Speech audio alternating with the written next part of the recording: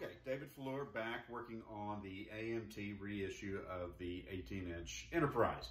One of the things that I'm doing now is I'm going to the lower saucer section. And the reason is I want to work on these little divots that were left in from the mold from the injection.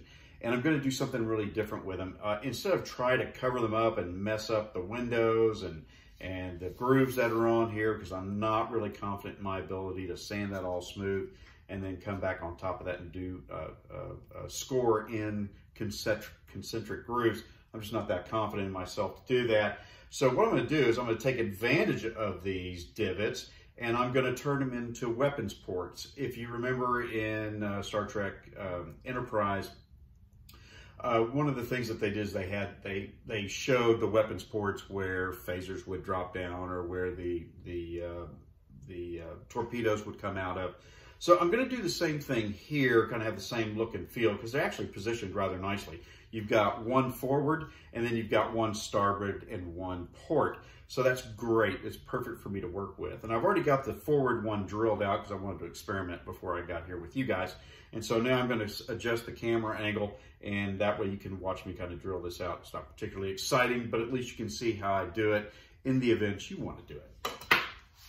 Okay, I've got the camera repositioned here, and if you hear some roaring in the background, it's my air conditioner here in the garage just kind of circulating on the fan cycle. At any rate, so what I've done is here you go. Here is the first weapons port that I've drilled out, and then I'm going to do the same thing here. I've just got a little hand bore here. I'm going to try to line this up as best I can. Kind of go in at it at a slight angle and just drill that in by hand very slowly, then coming down at angle and going straight in. And then just boring it out, sort of reaming that hole a little bit. Give it a nice, I use that word a lot, give it a good smooth bore there. Looks really, really good. Actually, that one looks better than the first one. I may go back and just kind of work on that first one just a hair. There we go. That's more better.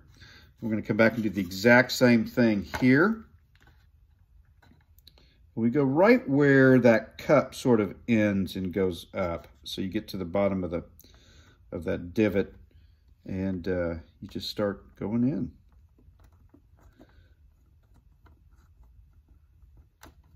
And you just make your hole. That one went a lot easier. All right, looking good. All right, so I've got that kind of where I wanted it. And what I'll do is when I come back, I'll weather it a little bit, like there's some sort of, exhaust or something like that that just kind of gives it a little dimension, little texture in there. So that's what I've done with this one. You'll also note that I cut out a few windows. I was experimenting with the idea of lighting this and chose not to. My window drilling skills are not real good when it comes to the square ones. I think I did okay, and I may choose as we go along to do a couple more, but I just don't feel overly confident at this point. So what I'll do is I'm going to give this a nice coat of the paint, and I'm going to let that sit, and then I'm going to begin working on the nacelles for our next clip. But anyway, so that's how we convert that into weapons ports.